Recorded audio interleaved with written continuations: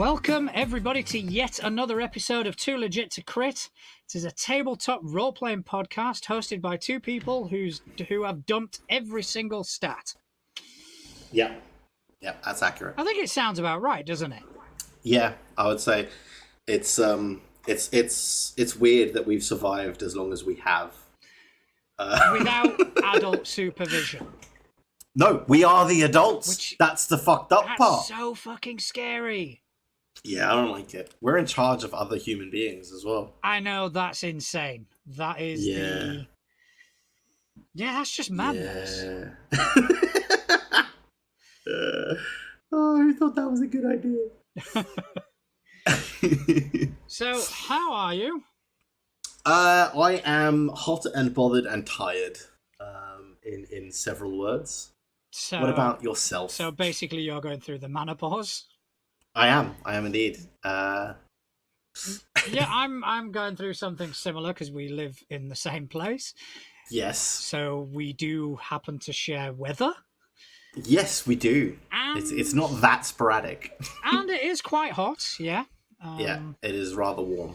I do have a few decades training in hot weather, so... So do I, though.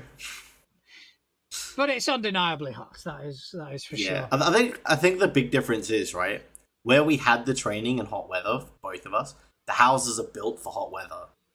That is very true. Whereas here, the houses are built for cold weather, which means when it gets hot, they've just become a fucking oven. I don't know what it's like in SA, but in Spain, like all the houses, there's no carpets. You know, it's all kind of tiled floors and this. Yeah, tiled or wood floors. Yeah, which is fucking great in summer. It's so good. You just lie down and you're like, ah. But in my part of Spain, the winters were pretty fucking harsh. Oh yeah, see, in my part of South Africa, they weren't. Like, winter there is like 18 degrees Celsius. Oh no, winter in like where I was in Spain, in Mallorca, I actually found it colder than winter over here in the UK. Oh yeah, fuck that. Yeah, it's nasty. I used to get very annoyed by my cousin over in South Africa who'd complain that it's too cold to go outside and work in his car in the winter. And then when I'd ask him what the temperature was, he'd be like, yeah, it's like 19 degrees. I'm like, fuck you, that's t-shirt weather here. Prick, get outside and work in the car. But yeah. Anyway, we digress. As tabletop role-playing games. Yeah, so what have you been doing this week? Have you been Diablo 4ing?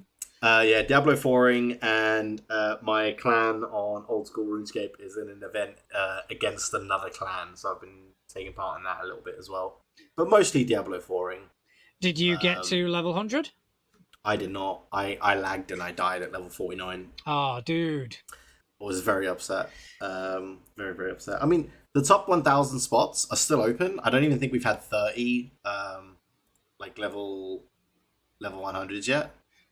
So like I could still theoretically do it. I can't be bothered anymore.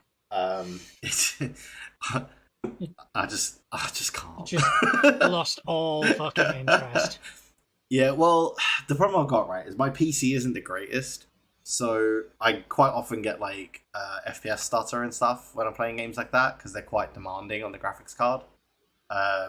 And playing hardcore, if you get that kind of FPS stutter at the wrong time, you die. There's nothing you can do about it, and that's exactly what happened. So yeah, it wasn't ideal, but you know, is what it is. Well, you tried. I did. You failed, obviously, but I did. You know, I'm sure there's something in there for trying. No. Embarrassment, frustration, depression, some other shins that I can't think of right now. Emotions. Yeah, there were emotions involved. Okay. Aggression. Yeah, just, you know, all the shuns. Mm-hmm. Fair enough. Yeah. Well, what? Yeah, I ran my 2 games last week. I did mention about them making a deal with the devil in Abomination Vaults, didn't I? Yes. Did I mention that?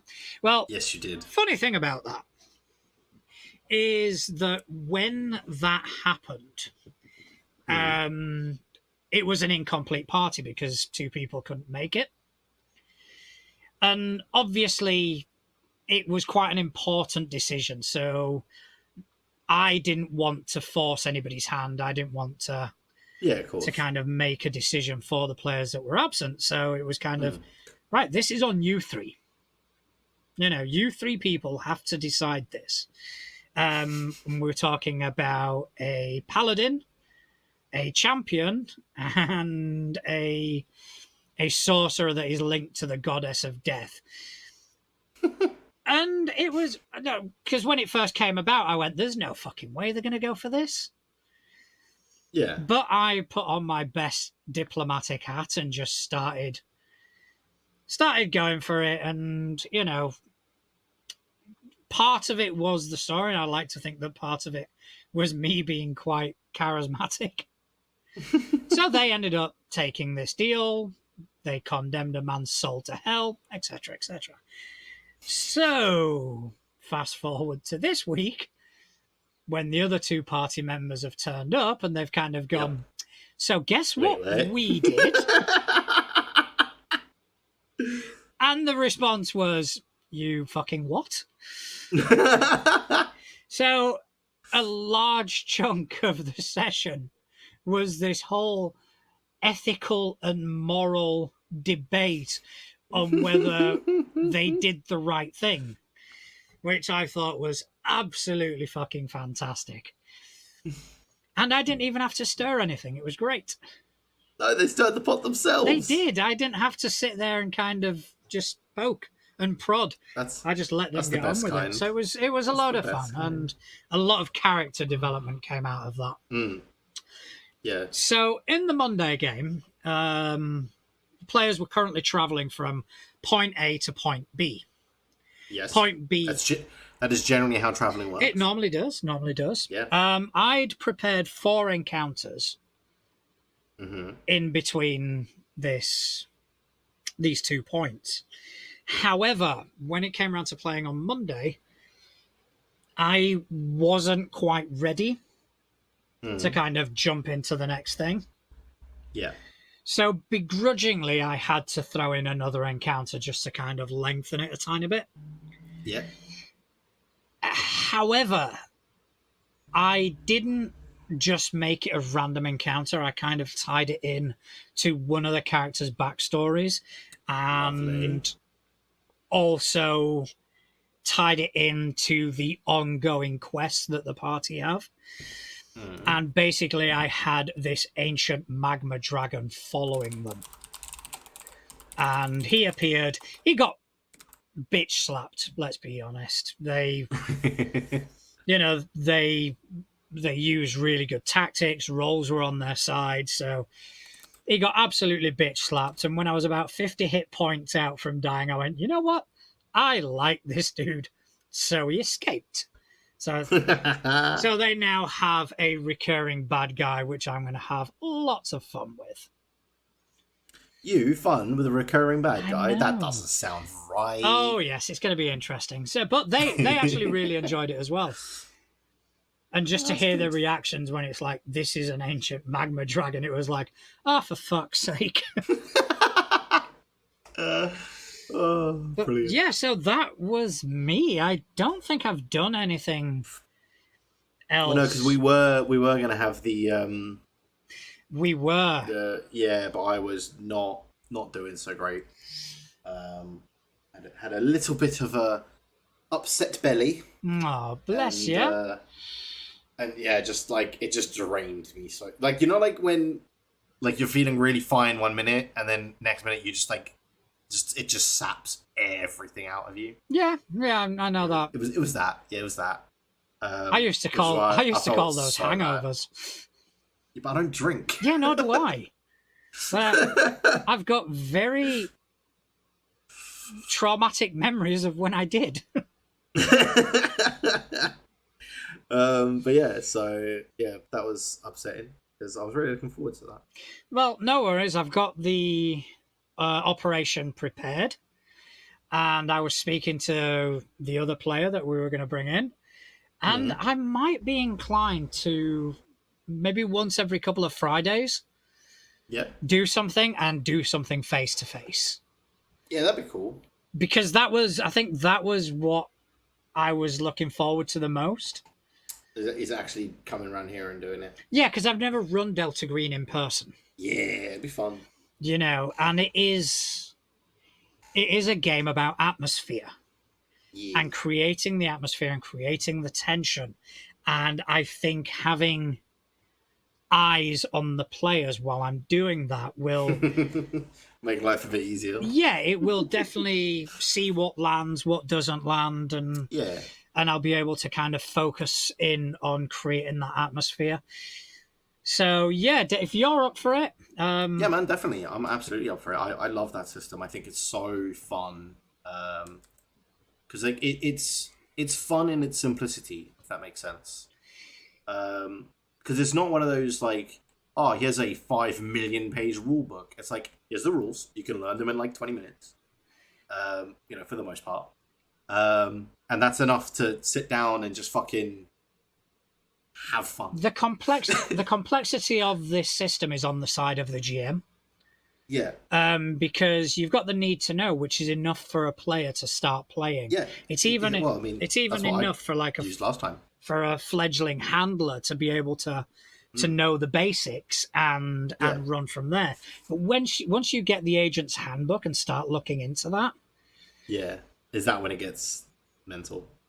I wouldn't say mental, but they do account for everything. Oh, interesting. And there are rules for everything. There are rules for, how to spend money and how the economy works. Yeah.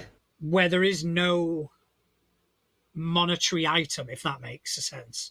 That you don't have a value on you. It's not like in other systems where you collect gold. In this, you don't. Yeah, it's like, I have 27 gold. No, you don't. So in the system, if it's something inconsequential, you just do it. You just get it. If it's something a bit more less, involved, then there are roles involved, which, will allow you to do it. And then you can choose to kind of foot the bill to the organization, which may end pretty badly if you leave too much of a footprint and stuff like that. It's fine. It's fine. So yeah, it is a really, really cool system, and I just put it on the company credit card. Exactly. I'm sure they won't mind. It's fine. So yeah, if you are interested, yeah, man, absolutely. Once every couple of Fridays, so it won't be this Friday coming, it'll be the Friday after. We'll set something up. I'll see about maybe getting another couple of people involved. Yeah, man. And once every couple of weeks we can rock out in Delta Green. Yeah, no, awesome. Sounds good. Fantastic. So, did you see? This was around midweek. It kind of flagged up on my Twitter feed that the UK Games Expo have been a bit naughty. Oh, what have they done now?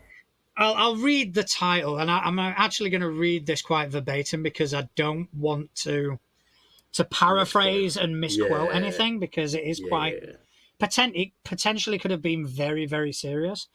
But no. The headline is UK Games Expo issue apology after blocking LGBTQ content.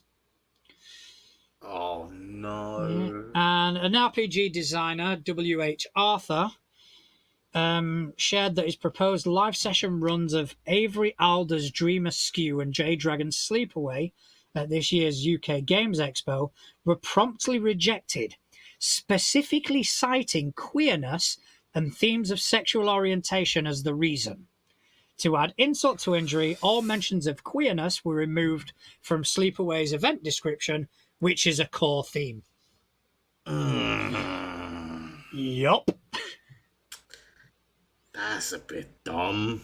It is. It is very dumb. However, that being said, UK Games Expo were quick to respond. And I'm just going to read this out. It has been brought to our attention that 2 errors were made in run-up to this year's UK Games Expo. Firstly, an RPG scenario was rejected prior to this year's show due to subject theme of sexual orientation. Secondly, new GMs did not receive their volunteer orientation training. On the first matter, we have reviewed the email chain between the RPG manager and the individual submitting the game and have found that this is true. UK Games Expo does not accept scenarios containing sexual content due to past experience of this type causing distress and upset to players. However, this does not extend to sexual orientation. The volunteer made an error of judgment in conflating the two, and UK Games Expo offers our unreserved apologies to the GM. It is not our policy to censor based on sexual orientation, and we failed the GM by rejecting the scenario and the volunteer by not giving sufficient support and advice. Sorry, I was just going to finish off. Yeah, finish off. The volunteer was oversensitive to an incident that occurred in 2019 and stepped over a line. There is more, but it kind of goes on to the GMs not receiving volunteer stuff. But that, the crux of the matter is they have apologized. And I think as well, I think the apology is valid, right? Because obviously they've got the rules in place because of a past thing that happened.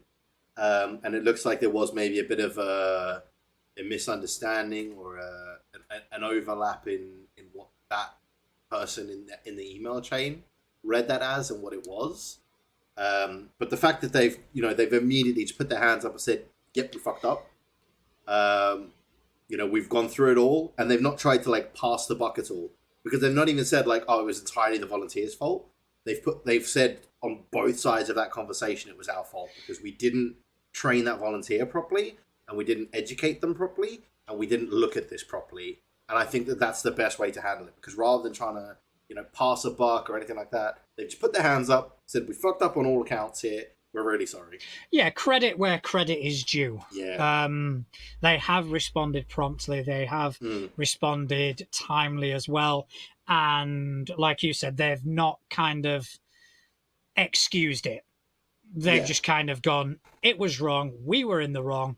Yeah. We should have supported our staff. We didn't. Our fault. Very, very, very fucking sorry. And it won't happen again." And I vaguely remember the incident that's been referenced. And it was fucking horrifying. Yeah. I can't remember the details, but I remember reading about it, and it was something along the lines of a GM, and I can't remember the system or anything like that. Yeah. Made the game not only overtly sexual, but dabbled in themes that a lot of fucking people would have issues with. Yeah. And then didn't back down when criticized. Yeah, so obviously, you can see where they're coming from with having a blanket rule of no sexual content.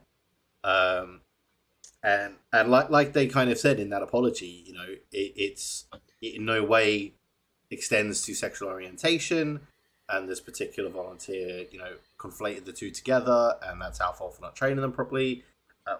Their fault. Not our fault. We had nothing to do with it. Just to clarify. Yes, that is an important clarification. Just going to clarify that we had nothing to do with it. But the blanket of just putting their hands up, saying, not.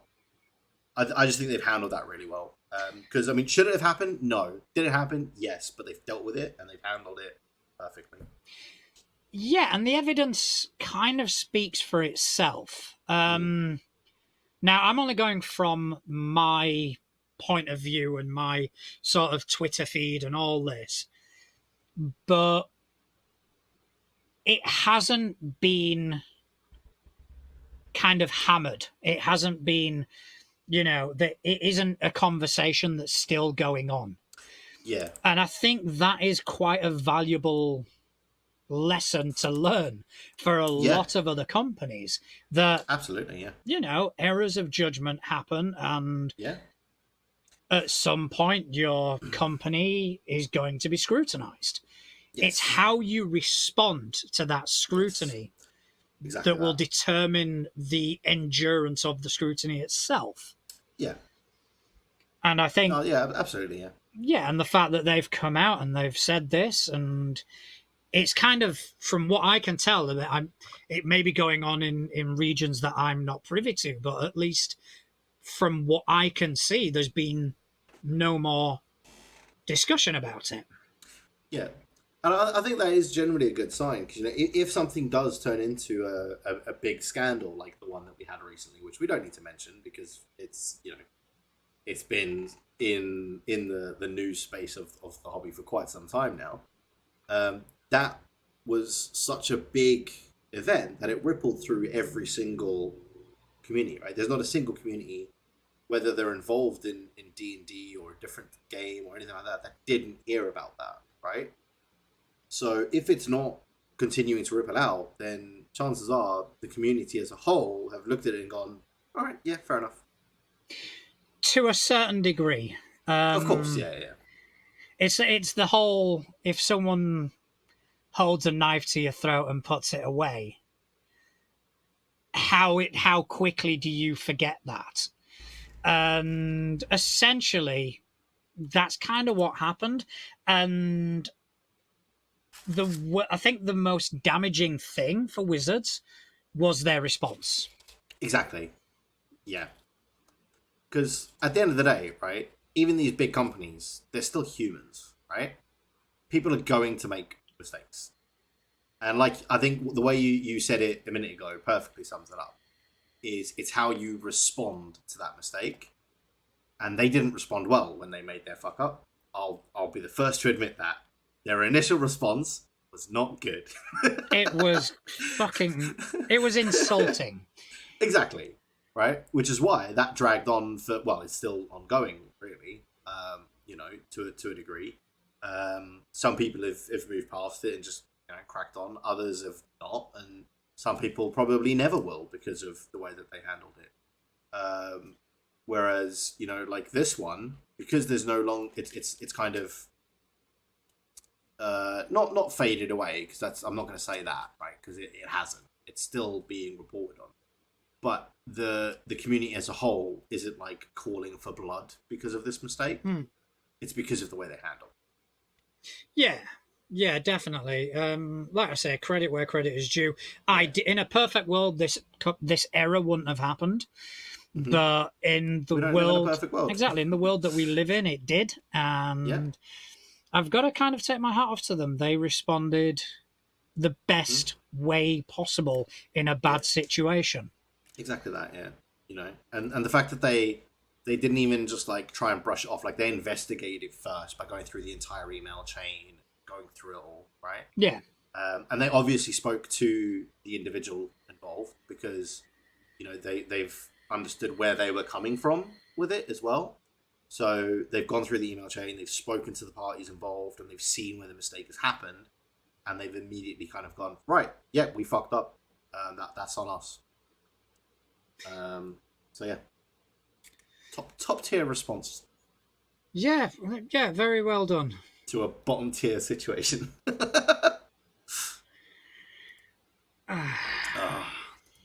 Speaking of D&D, seeing as you mentioned wizards in all their glory, did you catch a glimpse of what Mr. Crawford himself has said about the new rulebooks? I did, but admittedly, I didn't quite have time to delve too deeply into it. Is it because you saw D&D 5e and went, nope? No, I do like to have a look, just in case they fuck up anytime. So basically, what they've said is their plan is for the books that are coming out next year, 2024.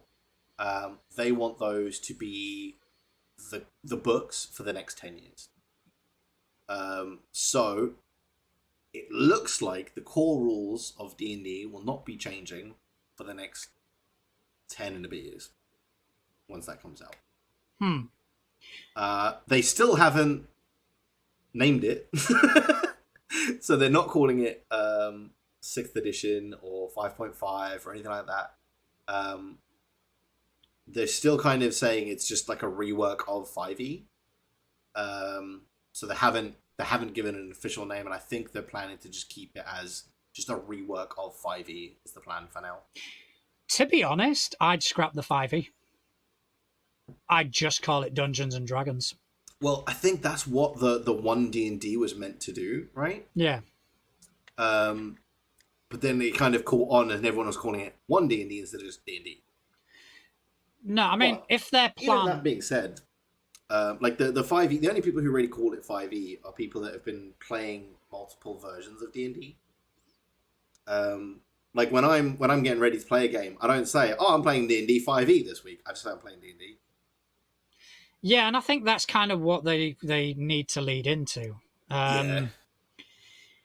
Because if I'm, and correct me if I'm wrong, but the whole concept behind one D&D was to kind of do away with editions Yes, that's exactly what and they're doing. just have one game that would be updated as and when Yeah, things and kind of emerged. I think that is kind of what they're trying to do at the moment. Because even when they're talking about it, they're not using terms like fifth edition or anything like that. They're just calling it the new D&D rulebooks, the new this D&D, that D&D. They're not saying like the new fifth edition rulebook, this edition. They're just calling it D&D. They're not giving it a name other than D&D right now.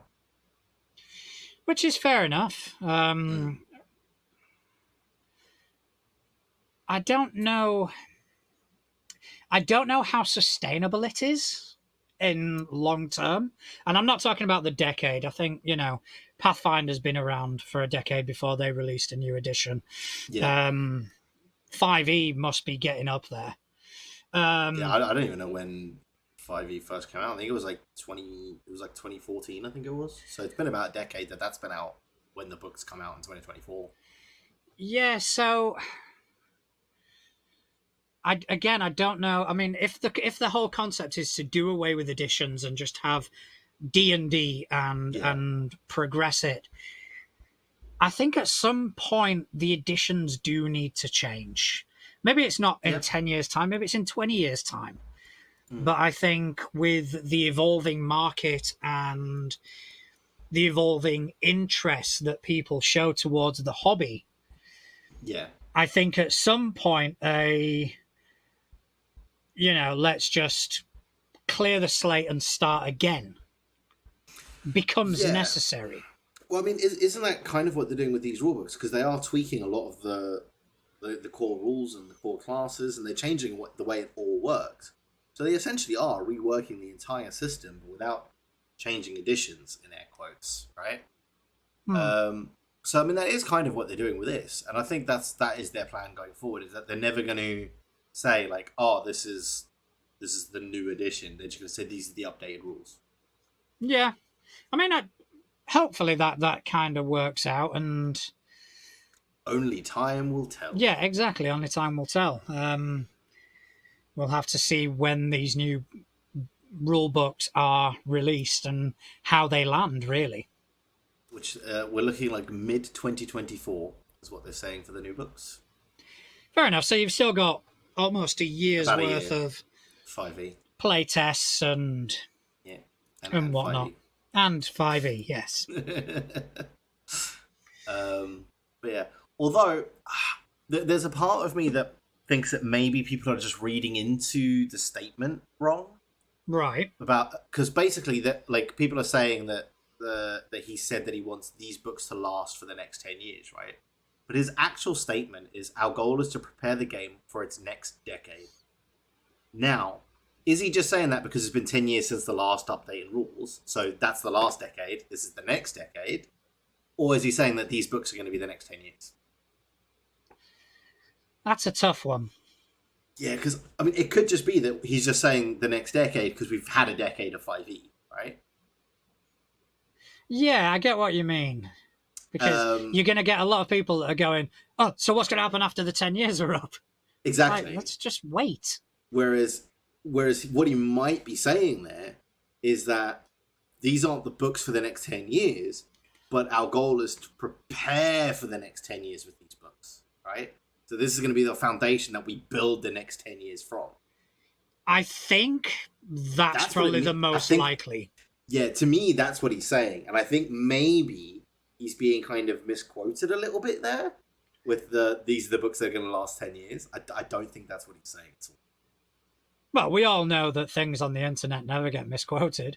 Of course not, never. I Never. mean, even Mr. Crawford himself never gets misquoted on rulings when he tweets about them. That's never happened in a forum post ever. I couldn't even keep a straight face. But yeah, so I guess we'll have to see. Yeah, we'll have to. I think it's just a case of seeing what happens next. We are currently in a period of change Yes, a big for one. the entire hobby. Mm. And a lot of these things are, let's just see what happens. Whether it's Pathfinder and their remaster, whether it's D&D and their new core rulebooks, it's we just got to wait and see. And I'm for one, I'm quite happy to be along for the ride. Mm-hmm. So, Yeah, news from the other side of the coin, news from the underground. the Rebel Alliance. Yeah. Paizo workers have successfully voted to ratify their first contract. The contract grants wage increases, benefits, employee protections, and management collaboration framework. Let's go. That's huge. That is huge, not only for Paizo, but it's huge for the industry. Yeah. Because Paizo did have a dark moment a couple of years ago. And this is the end result of that, because obviously unions don't happen overnight, and essentially this is the end result, that there are now contracts in places, which I think is going to benefit Paizo massively, because Yeah. that's going to just attract more talent.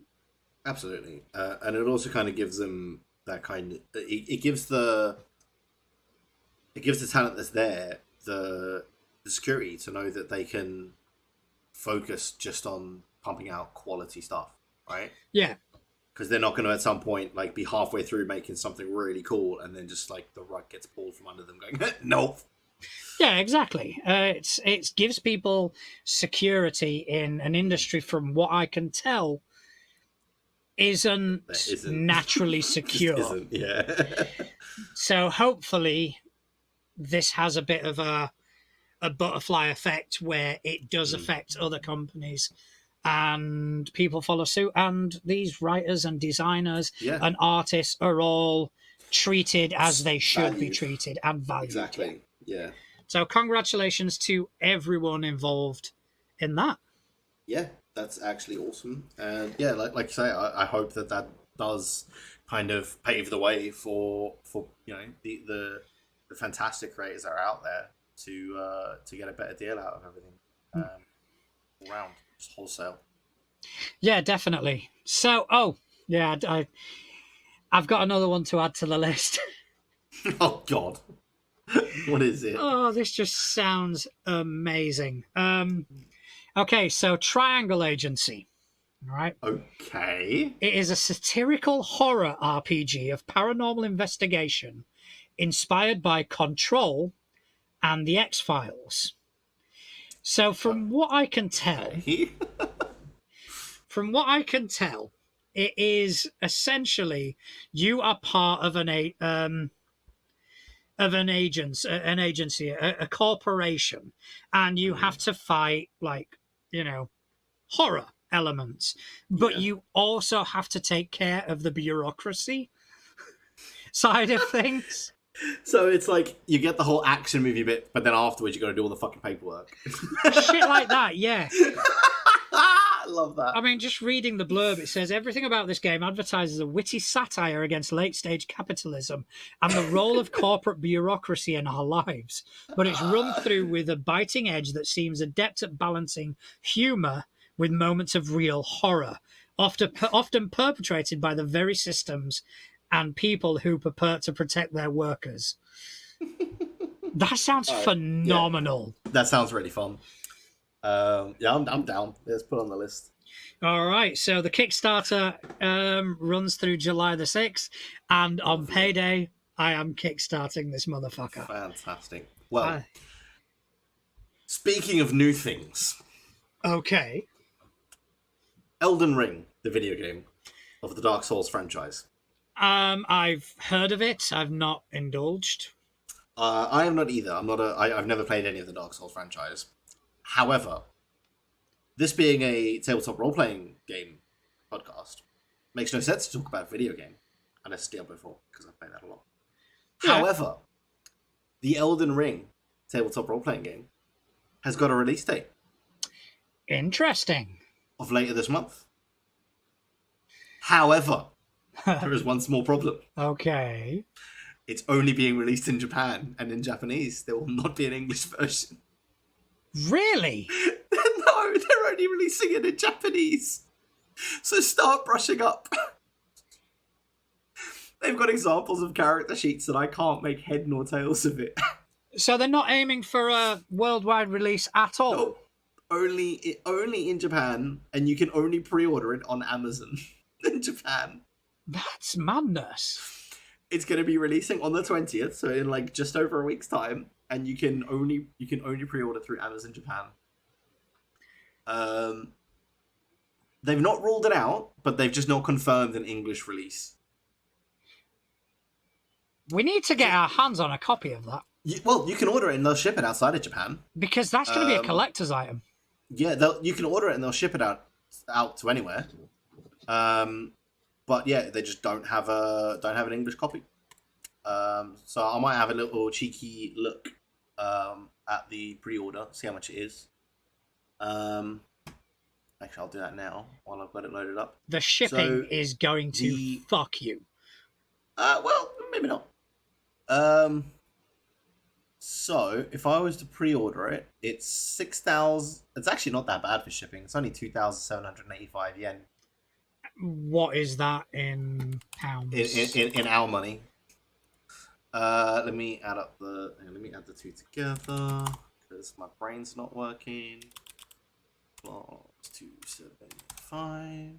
So it's 8,835 yen.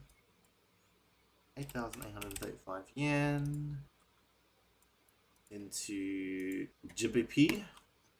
It is a whopping 50 quid with shipping. You are fucking kidding me. That's not bad. Pre-order it. I'm very tempted to pre-order that. I think it's a good shelf filler, and I think it might become a collector's item.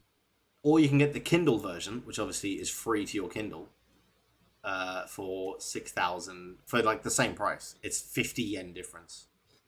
You just don't have to pay for shipping, obviously. Well, you may as well get the hard copy, especially if you're looking. Yeah. If you're wanting it as a collector's item, it has to be hard. It's 624 pages. Holy shit! Yep. I'm guessing there's an adventure path in there as well.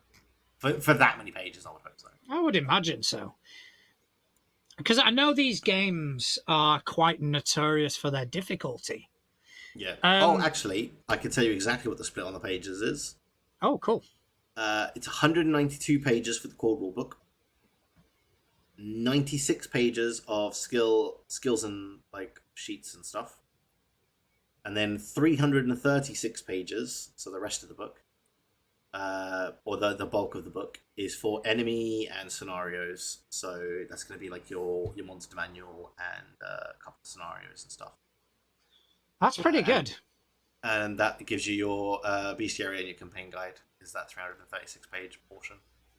But that's actually really cool, though. And I think that's actually a really cool way to like publish something like this, is just one massive book, and that's your core rulebook and your bestiary, rather than buying like, oh, here's 5 different books to play this one. Yeah.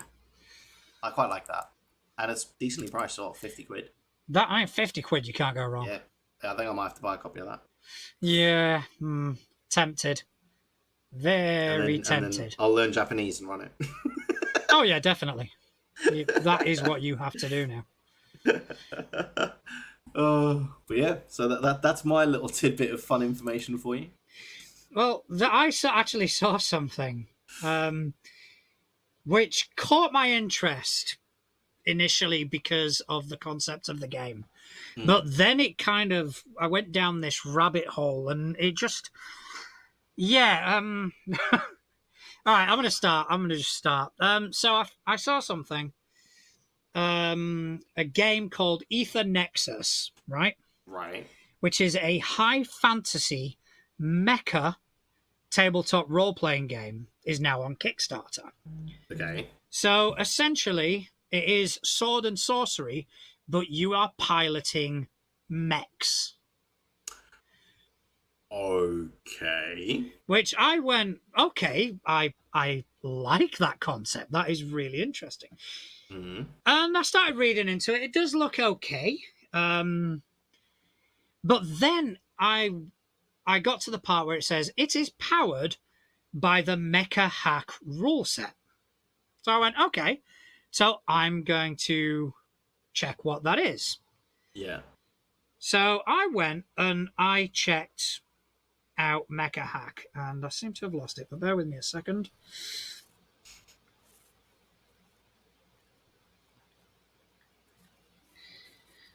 So then I started looking, and it is Mecha Hack is in turn based on another game called Black Hack. So obviously, I went further down the rabbit hole, Oh, God. and I'm having to re-Google this because I did make notes, but I don't know what the fuck I did with them. Oh my gosh. You're gonna end up like 17 systems So deep at this Black point. Hack second edition. All right, second edition, obviously. Second edition as well, yeah. Is a super streamlined role-playing game that uses the original 1970s fantasy role-playing game as a base. Uh-huh. So my question is, how many hacks does it take to just say, this is our own fucking system? I guess it's copyright covering, isn't it? Because as long as they say, "Oh yeah, we based it on this," you can't, like, no matter how deep that rabbit hole goes, at no point can you be like, "Well, this is copyright because of this." You're like, no, because see, we did this, which is this, which is this, which is how we got that. Yeah, but it's madness. I Well, yeah, of had to course it is. spend far too fucking long investigating that. Oh, that's hilarious. But yeah, but then it just kind of harkens back to, I mean, for my early days of Pathfinder, where I'd kind of go, you know what would be cool? I'd like to run a system where, and I'd come up with fucking Voltron or something like that. Mm. And I want to use the Pathfinder rules. And Yep. a friend of ours who is a more seasoned role player in general just kind of went, dude, there are fucking systems for that. Yep. And it also harkens back to the amount of people that bend and stretch 5e Oh God, yes. to ridiculous Dude, it hurts. extents to get to It's like, another product. Like, okay, so I want to make Cthulhian horror out of 5e. There's a fucking system for there's that. a system for that, yeah. Well, It's like, actually called Call of Cthulhu. It's like when I was remember when I spoke to you the other week about like I wanted to find a Western like type system, right? And then literally everything I was finding was like, oh, here's how to make this game a Western game, or here's how to turn your 5e game Western, or this is how to turn your Pathfinder game Western. And after like going through like 17 different fucking, this is how you turn this system Western, I found like a system was like, this is just a Western system. So, because I knew it existed. Like, there's no way that I was the first person to go, it'd be really cool if there was a Western system. Like, just to play like the Wild West. There's no way I'm the first person to think of it, so there's got to be a system out there for it. It took me way too long to find because everything was just polluted with people trying to convert their comfort system to fit this world. It's like, just play the system that is built for it. I was part of a Facebook group not long ago. Yeah. And it was called something along the lines of, I'm begging you to play another system. And it was dedicated to these people who just stretch and abuse 5e and fit it into every fucking hole that they can imagine. And the reason I left it is because it became very anti-5e. It became very, and I just couldn't be arsed dealing with that sort of immaturity. But there was one thing that cropped up that I found fucking hilarious, and I wish I could find it today. And I've looked and I can't. It was this dude on Twitter, and I can't remember the system he chose, but let's just say it was Call of Cthulhu for argument's sake. Yep. So he put up a tweet, and it was something along the lines of, "I want to do a Call of Cthulhu game." But instead of it being Cthulhian horror, I'd like it to be about, sorcerers and wizards and dragons. And you had this fucking army of 5e fans just barreling down. That's 5e. You want to play 5e? And the dude just carried on. He's going, yeah. But what I want is to be able to, investigate dragons and dungeons. Yeah, I think I saw that as well. And it was fucking. And he just like kept deliberately describing 5e just to trigger them all. It was so fucking funny. And I just wish I could find that tweet and relive the moment, because it was amazing. Props to whoever that genius was. Top tier. Speaking of a moment, though, that you might want to relive, for anybody that is also into Magic the Gathering, and I know this is a little bit off topic for what we normally talk about, but this is awesome, and I think it's really, really cool. In Magic the Gathering, Wizards has done a 1-of-1 print of the One Ring. Right. Which is going to go into one booster pack and be somewhere in the world. Okay. So it's literally just a unique card. It is a unique card. It is a 1-of-1 print. There is no other copy of this card in existence on the planet. So my question is, if you find this card, do you get invited to the Wizards of the Coast factory to watch Kyle Brink abuse Oompa Loompas? What, like the golden ticket? Yeah, I mean, no. However, there is a company that has put out a bounty on the card. So a collectibles dealer called Dave and Adams has put out a bounty for the card. So if you happen to be the lucky individual that pulls this card, they will give you the lowly amount, the inconsequential amount of $1 million. Okay. For a Magic the Gathering card. All right. It isn't enough for me to start buying Magic the Gathering because I know my fucking luck. Oh yeah, of course not. I mean, it's going to be like, what, one card in like one of a billion booster packs, right? Yeah. The chances of you getting it are irrelevant. However, that'd be so cool. I hope whoever gets it doesn't sell it. Gets in touch with this company and kind of goes, okay, 5 million. just starts with like I want 5 million in your entire company. Yeah, I want to be the head of your company and run it into the ground. No, because that's the best bit. Because you sell the card to the company, and then you own the company, so you've got the card. Genius. I tell you what, I hope you get it. I'm not buying any cards. That's a habit that I kicked many, many years ago, and I do not intend to start now, even if there is a potential of $1 million payout. I'm not. Yeah, I'm not doing it. It isn't enough enticement for me. Just the odds alone, it's like, nah. And plus, I can't be getting into another hobby that's going to cost me another fucking fortune. No. Yeah, and that one does. It's so expensive. Yeah, I mean, the hobby that I'm a part of is the cost is, depending on the system you use, is optional. You can play Pathfinder entirely for free and legally. So anything you buy is through your own choice. Whereas Magic the Gathering, you have to invest. Yeah, and it's one of those games as well that with the rotation of what is like standard in air quotes, because that's their systems, is I think it's like the last four like releases are standard, and anything older than that you're not like allowed to use in competition play. So if you want to play competitively and be involved in those kind of nights, you have to have the latest releases, which means that every couple of months a release is being cycled out, and you might have to replace your entire deck or a core of your deck, or rebuild a new deck because your old deck doesn't work anymore because the core of it cycled out in the last rotation. So yeah, it's expensive to keep up with because you can't just build yourself a deck that's fun and keep playing that deck. Yeah, and to be fair, I don't really enjoy deck building as a Mm. whole.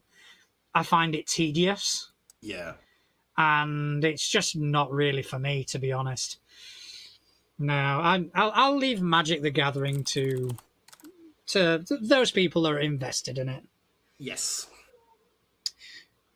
But a nice, like another bit of interesting news that I found, right? Mm. The one-page RPG collection is the most tabletop games per square centimeter, squeezes 10 games onto a single sheet of A4. Huh? Yup. A new collection of tabletop RPGs hopes to set a world record for the most playable games squeezed onto a single sheet of paper. The fittingly titled The Most Tabletop Games Per Square Centimeter features 10 games created by designer Andrew J. Young, ranging from Lord of the Rings inspired sci fi pastiche called Who Gave the Halflings a Ray Gun, to other whimsical titles such as Fur and Loafing in Las Vegas. I love that. That's pretty good. There are 100 zombies and how to escape from hell with only your smartphone. So apparently, all 10 of the games, which play with between 3 and 6 people in around half an hour, fit onto a single page measuring 8.5 by 11 inches, around the same size as a standard sheet of A4. Even more Jesus. impressively, a number of the games also somehow find space for artwork alongside their space efficient rules. Oh my god. They've actually posted an image of Who Gave the Halflings a Ray Gun. Yeah. Okay, so the gathering must journey to Pyre Peak to destroy the evil Emerald Eye. But someone gave the halflings a ray gun before they left Riverwood. You are all halflings, and one of you has the ray gun at all times. The ray gun can only be used once per scene, but it guarantees success. Without the ray gun, halflings play high or low against a face-down deck. If you win, your action succeeds. If not, it fails. Each scene requires 4 successes to pass, but every 3 failures, the Gathering of 9 loses 1 non-halfling member. Oh. Travel with the Gathering on the quest, play out these scenes. And it's got Demon in the Dark Dungeons, Meet It, and all the names of the scenes. I think that's quite funny, to be honest. Yeah. And it's also, I quite like the mechanic of just doing higher and lower with the deck of cards. Yeah. That'd be quite interesting to like see if there's like a full system based around that. Because I feel like that's the system I could actually do well in. Because there's no dice. Yeah, but I don't trust you with cards. No. Cards work, right? Because there's a like a tabletop war game called Malifaux. I don't know if you've ever seen that. No. But it's a card-based system. So instead of rolling dice, you play cards and stuff like that. And I was really good at that because it was cards. The only thing I didn't like about it is the cards were really slidey cards. So I couldn't do any of the card stuff that I do. Because the cards just went everywhere. But it was really fun. It was a really cool system. And I really liked it because it was card-based. And the models were really cool as well. But yeah, no, cards I'm fine with. It's just dice, man. Dice hate me. All right, well, maybe if dice hate you, this next thing that is just a picture that someone posted on Twitter, and I don't know how legit it is, but if it is, it's fucking horrifying. Okay, so someone posted a picture of something that's going to be coming soon on Kickstarter, and it's called Character Level Services. So how it works: roll up your first. Actually, no. I'm going to do this like. I'm going to advertise the shit out of this. All right. Right. How it works. Roll up your first level character, create their unique backstory, and submit your character to us. Our team of experienced and dedicated players will play your character at our proprietary D&D table with a professional dungeon master. We return your character to you at the selected level with detailed notes, captivating stories, a collection of magical items, and earned downtime. Just imagine the reaction of your friends when you unveil your fully developed character. Oh, it's fucking stupid and I love it. Brilliant. Oh my So, gosh. yeah, I genuinely don't know how much of this is a joke or how much of it is predatory economy. Yes. I believe is the answer to that question. But can you imagine the goal to kind of go, you give me money and I'll level up your character? I mean, you say that. That's literally a thing that happens in every online MMORPG, right? Power leveling is a service in every single online MMORPG. That's wow. That's Because, just like, because there are. So, for example, right? Let's say, like, someone like me who gets a lot of downtime to play video games half the week, half the time, and then no downtime the rest of the time, right? But then I might have a friend who has no responsibilities, hasn't got kids, hasn't got, works a, part-time job or whatever. So they play shit tons. So I'm earning good money, but I don't have time to play. So I pay somebody else to play for me so I can keep up with my friend. Now, I don't do that, but there are people that do. There's an entire service like around that in online MMORPGs, where you can pay people to level for you, or even like just boring skills that you don't want to do. You can pay them to level for you. yeah, that's And if yeah. you've got I suppose it's supply and demand, isn't it? exactly, it's the same as what we were saying about the the professional GMing, Yeah, right? It goes back to that conversation of if people are willing to pay for it, why not make money doing it? yeah. We should start something like that. Yeah, I'm not creative enough. No, but we could do you want your character to die an epic death? Oh yeah. Roll Do up your level 17 character and send them to us. that. And We watch me will murder it. we will play at our proprietary table and we will kill the ever living fuck out of it. Yes. I think we should do that. That should be a service that we offer. Yeah, we could do that. Yeah, So, I think. yeah, there you go, folks. If you've got any characters that you want to have killed in horrific ways, send them to us. Send us the character sheet, and preferably the system that it's built in. Because obviously, it could be a system that we haven't discussed yet. And we will, if it's a system we don't know, we'll learn the system. Yeah. Just to kill the character spectacularly. And for a premium, we will live stream the event. Yeah. Where yeah. you will watch us do the most unbelievably stupid shit with your character that will result in their death. Like teleporting it into a different realm with different rule sets so none of its abilities work. Oh yeah, like we'll figure something out. So yeah, here's my Pathfinder 2e character that I've built. Could you kill it? Oh, it's now in the 5e universe somehow. Wait, no, Rollmaster. There you go, Rollmaster. Roll to parry. What the fuck is parry? You are dead. You're dead. I love it. Yeah, I think we should definitely do that. Okay, folks. Yeah, this is a service that we will provide. We're now going to offer it. What we're charging?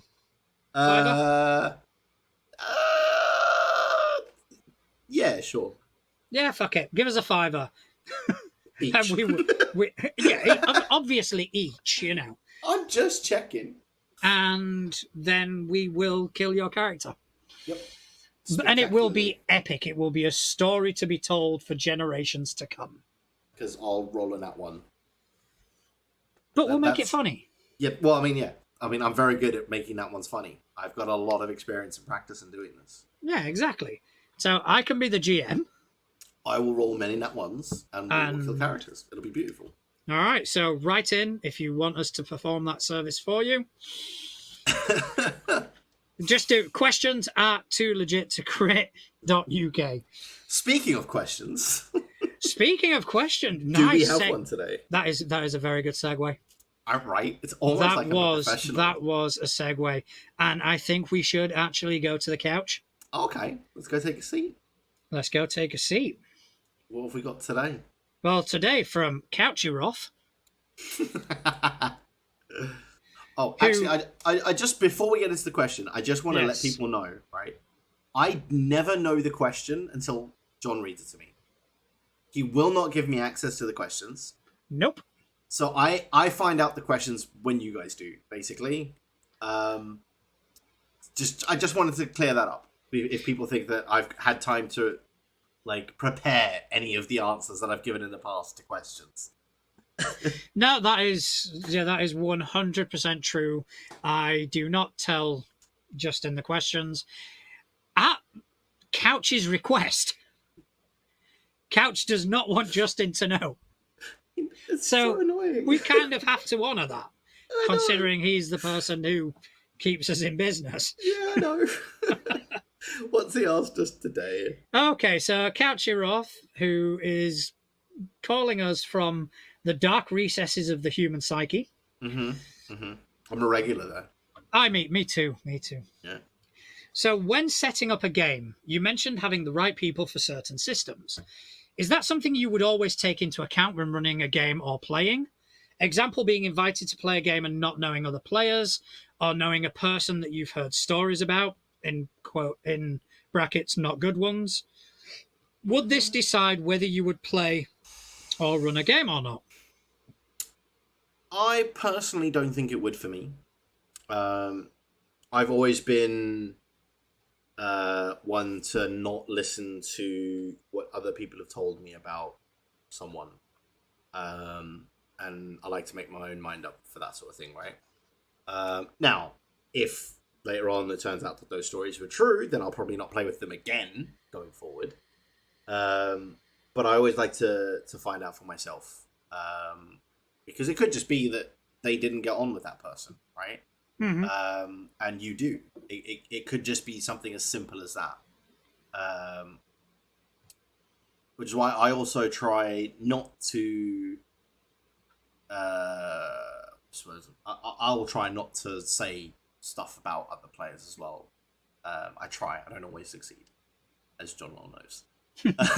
But I do try my hardest. He's dragged me through the mud so many fucking times, guys. Oh, every time. Yeah, but with you, I'm right. I really don't have a comeback for that, to be honest. That's a first. I know, it's weird. I'm in uncharted territory. I'm lost. But yeah, I think for me personally, even with things like system as well, like even if it's a system that I've heard bad things about, I will still probably want to give it a try. Because again, it could just be a system that they've played and not got on with, right? Like for example, if I'd played a system and I struggled to make sense of it, I'm going to have a negative opinion of that system. But it could be a system that you get on really well with, right? And if I'm talking shit about it, and you don't play a system that could have become your system, right? Like your home-based system that everybody has. Everybody has a system that they go back to, right? It's their comfort system, their safety system. It's like a little safety blanket. Every now and again, you have a rebound, but you end up crawling back. Always crawl back. For me, it's 5e. For you, it's Pathfinder. We all have one. And if you're out there and you're saying you don't have one, you're a fucking liar. Why are you lying? Stop lying. And what that means is they're on their rebound right now. Yeah. So yeah, playing Powered by the Apocalypse. I think personally for me, I wouldn't let somebody else's opinion on another player or another system sway me to not play with that person or that system. I would want to give it a go myself. But I can see where some people would. Especially if it's like if you've had like 8 people tell you the same thing about the same person from different games, that might raise a question or two, right? But if it's like one whole group tells the same question about the same story about the same guy, it could just be one thing that happened. Yeah. I mean, in my position as VA, I don't really have the liberty to kind of say, "Oh, I'm not playing with this person," because part of Pathfinder Society is that the games have to be open for all. Yeah. So we don't have the luxury of being able to vet our players. And don't get me wrong, some players I've gelled with, some players not so much. Yeah. In terms of hearing things from other people regarding a person, I'm very much like you. I form my own opinions about people. Yeah. Normally, those opinions happen very quickly. Yes. I'm quite a good judge of character. Clearly not. We're still friends. Everybody makes mistakes. It's how you deal with those mistakes, Justin. Yeah, you've kept me around. You've not dealt with it well. Well, just some things are hard to get rid of. Yeah.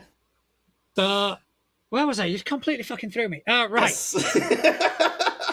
But yeah, so I make up my own opinion about people. I've got quite a good sense of judgment, and it also depends on what the game is for. If it's for a one-shot, Yeah. I don't have a problem.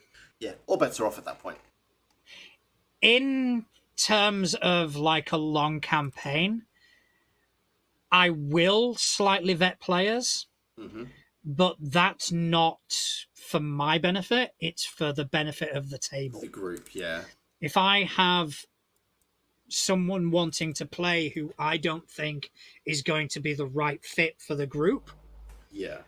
then it's just going to lead to a shitty time down the line. So I think there is a certain element of picking who you play with. Yeah. So, I think it goes back to what we spoke about. I can't even remember what episode it was in about like having a good session 0, right? yeah. Because if you have that good session 0, those kind of things are going to come out. Because if you are someone who, for example, right, I know people that will not play with somebody who's a power gamer, right? Because they don't enjoy having that at the table, which is entirely fine. You're entitled to play with who you want to play with. At the end of the day, you're there to have fun as well, right?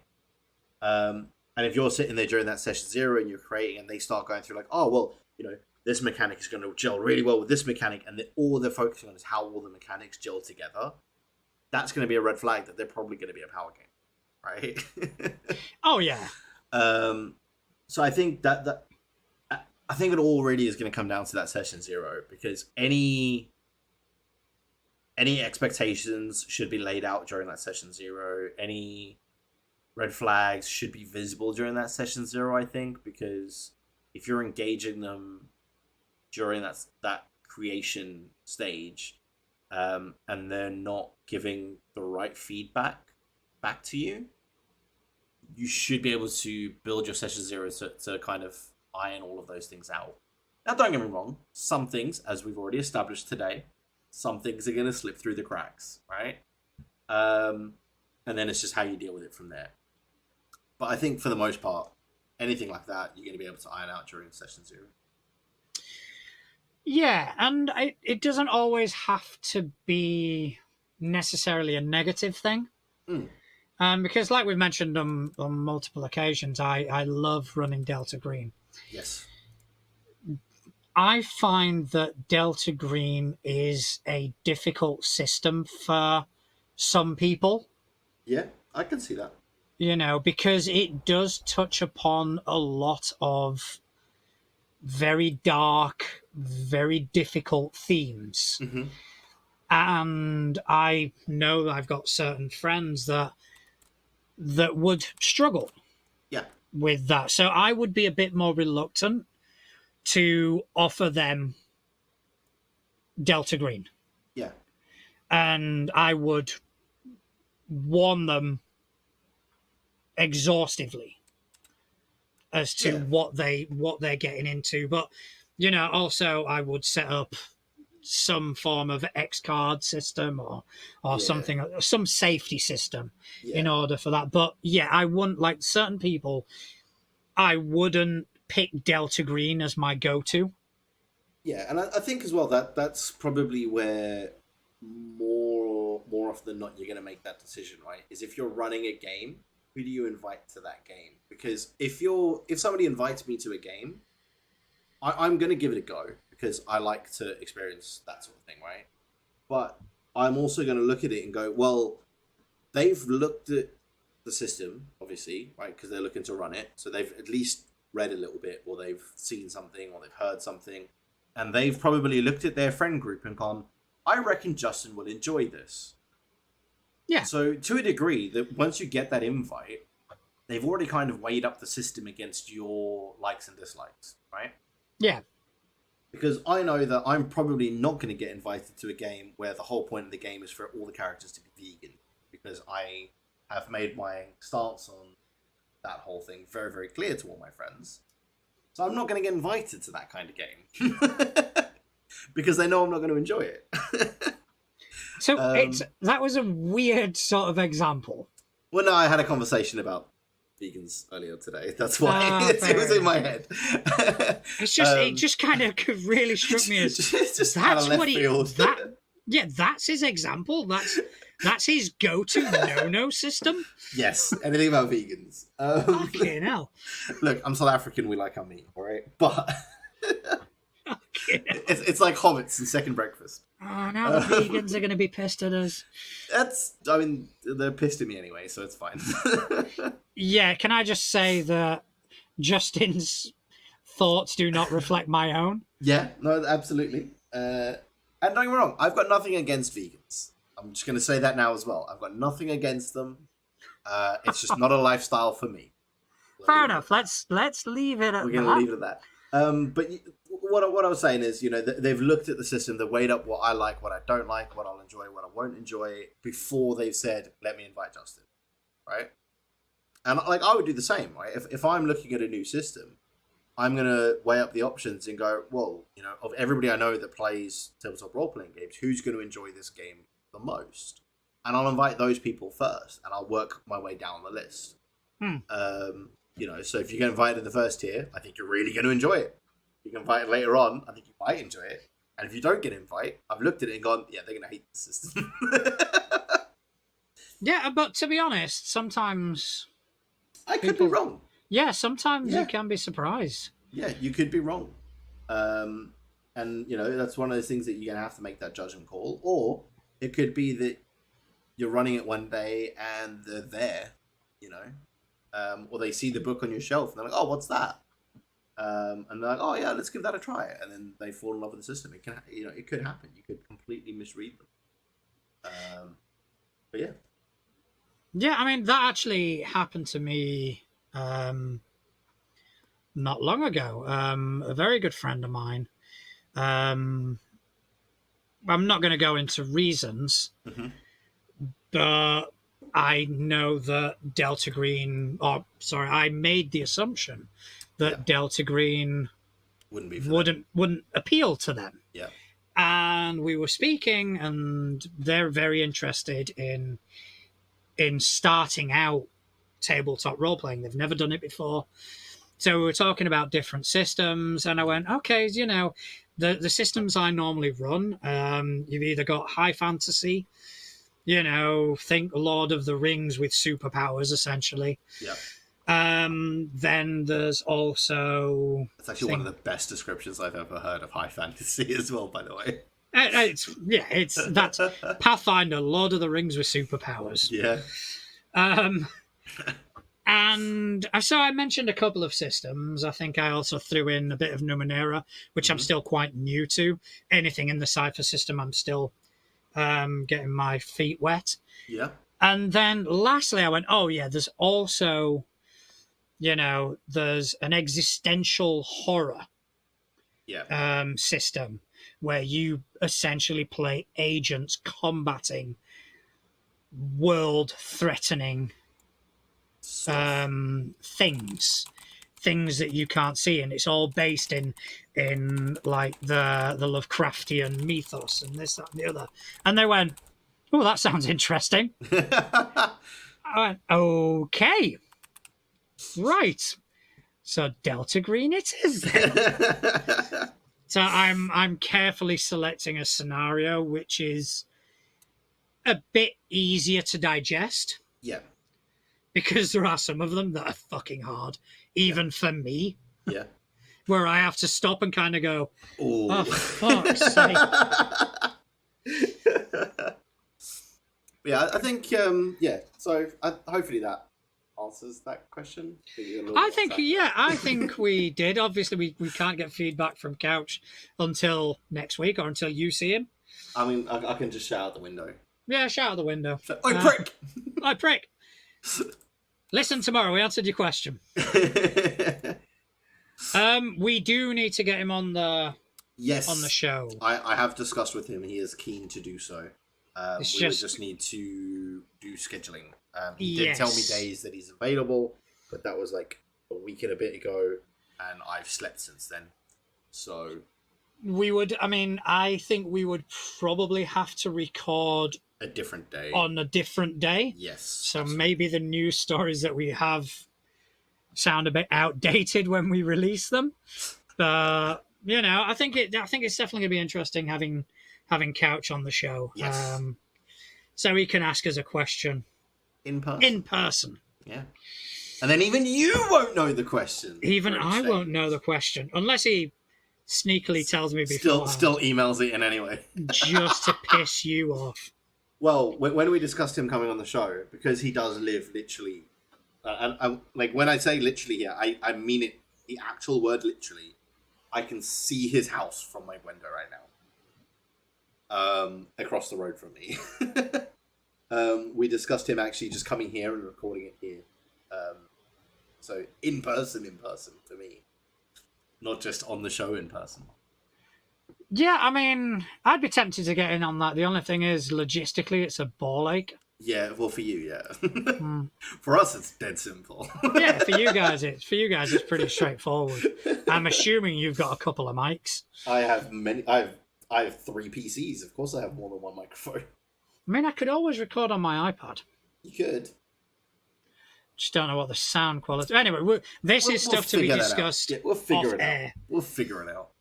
But I do believe that is time for us. It is indeed. Thanks again, Couch, for sending in another great question. Yep. We always look forward to hearing from you. We do. Thanks to you, Justin, for spending some time with me today. That's all right. Thanks to you for chatting bollocks with me all afternoon. It's always a pleasure, my friend. So, do you want to tell people where they can find you on interwebs? Of course. You can find me online pretty much everywhere now at Justin Accurate TV. Wonderful. And you can find me on pretty much most of the social media sites at Natural Juan. Mm-hmm. And we also have a Facebook group. We do. Facebook page. Yeah. Follow us, send us questions, interact with us. We are kind of growing a bit of a community, and it is fantastic. I'm really enjoying it. It's still very surreal to me. It is. It's weird that people actually listen to us. Yeah. This past week, the listens have kind of dropped a tiny bit, and I just kind of went, yeah, that seems about right. And then all of a sudden, yesterday, they fucking shot up again. It's like, fair enough. Okay, so this is still happening then, is it? People are on holiday. Yeah, exactly. People must be on holiday. So, yeah. And speaking of those wonderful people that take time out of their busy days to listen to us, thank you ever so much. If you're listening to us on Spotify or Apple Podcasts, then give us a review, give us a rating, and help us grow, help us reach more people. Mm-hmm. And other than that, I just want to wish everyone a wonderful evening. Yes, and enjoy what is left of the rest of your week, folks, whenever you are listening to this. Hope you have a great week, everybody, and we will see you all next time. See you next time, folks.